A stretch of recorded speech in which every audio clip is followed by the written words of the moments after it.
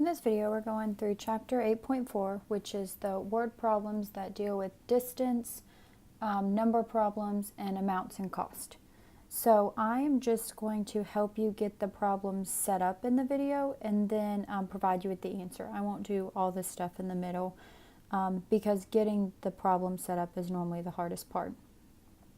So the first example is a traveling, a distance equals rate times time problem. So I have Julie travels 3 times as fast as Bill. They are traveling in opposite directions and they are 190 miles apart after 2.5 hours. Find their rates of travel.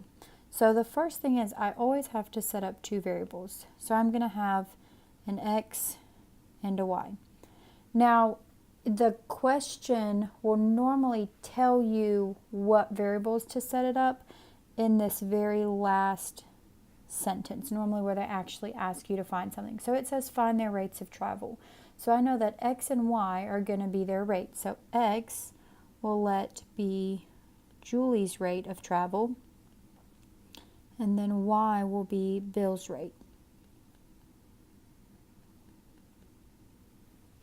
So the first thing that I need is using this first sentence, I can relate x to y because Julie travels 3 times as fast as Bill. So Julie, x, travels 3 times Bill, y. So I have x equals 3 times as fast means 3 times y. So my first equation is x equals 3y. Now my second equation is going to come from this next sentence. Traveling in opposite directions, they are 190 miles apart after 2.5 hours. So say Bill's going that way, Julie's going this way. After 2.5 hours, they've gone 190 miles. So this is where I'm going to use the distance equals rate times time. So something that you may need to make note, distance equals rate times time. Now if I just look at Julie's distance, so Julie's distance will be Julie's rate times the time. Now remember, we let Julie's rate be x. So I said that Julie's rate is x. So I have x times the time. Well, the question told me that after 2.5 hours, this was their distance. So it's taken 2.5. So Julie's distance is 2.5 times x, or x times 2.5. Now the second one, Bill's distance is going to be rate times time. Bill's rate is y, so I'll have y times the time, which is 2.5, because they were both traveling 2.5 hours. So I have 2 different distances, but I have to actually get those related.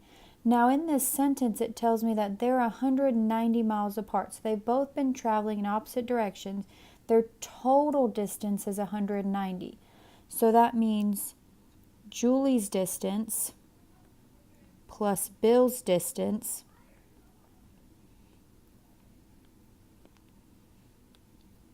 equals 190 miles, because that's how far apart they are. So I'm going to take this thing, plug it in for Julie's distance. So I have 2.5x plus Bill's distance, which is 2.5y, and that has to equal 190. So my 2 systems are 2.5x plus 2.5y equals 190, and then my first one is that x equals 3y. Now how I would recommend that you solve this this thing is already set by, the top one has already got y equals. So I would take that, already has x equals. I would take that 3y and plug it in for the second equation for x. So your first step would be 2.5x, but that's the same thing as 3y, plus 2.5y equals 190. Solve that thing. The answer for this one will be x equals 57 miles and y equals 19 miles.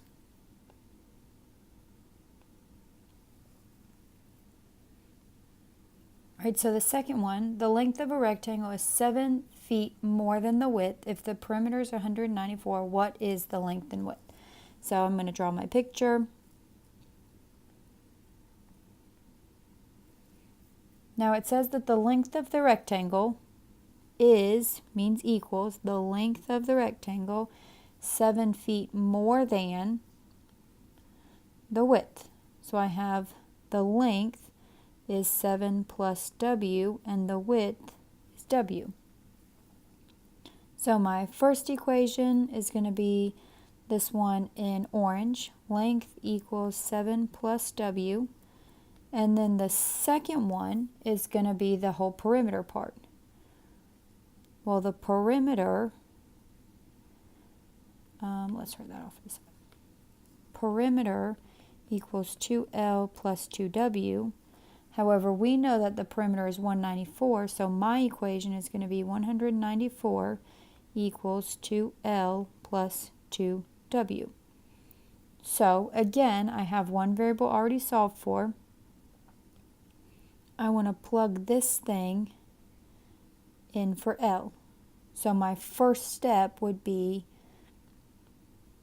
194 equals 2L, but L is 7W plus 2W, and then solve that thing. Now this one, you will get that the width is 45 feet and the length is 52 feet.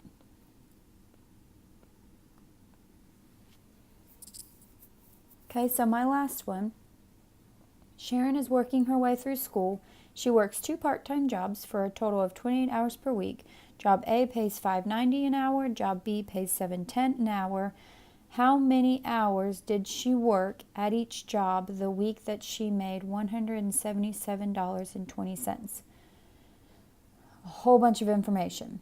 Again, I have to set up 2 variables, x and y, a and b, whatever you want to call them. My last sentence is normally going to tell me my variables. So the question says, how many hours did she work? So I want to know how many hours did she work at job A, how many hours did she work at job B. So I have x equals hours at job A, and y equals hours at job B. Okay, so taking those 2 variables, my first sentence, well, that one doesn't really matter, so I can throw that out. My first sentence that matters said that she works a total of 28 hours per week. So that means the hours that she works at her first job and the hours that she works at her second job equals 28. So my first system is going to be x plus y equals 28. Now my next sentence tells me that job A pays $5.90, job B pays $7.10. So in job A, I get $590.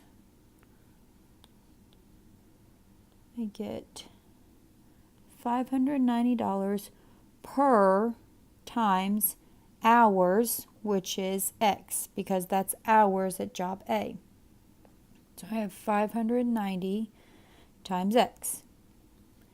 The second part tells me that job B pays $7.10 per multiplication hour, which is y, because that's the hours that I worked at job B.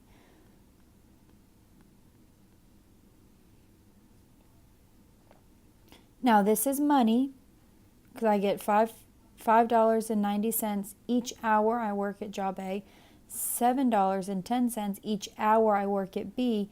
The total amount of money that she made last week was $177.20. So there's your there's your second system. So here is your equation, or your system.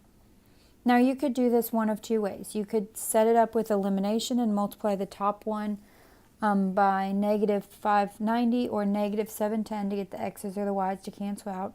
Or you could solve the top one for x or y, substitute, and solve. So I'm going to say let's substitute, because then I don't have to deal with multiplying some larger numbers, if you will.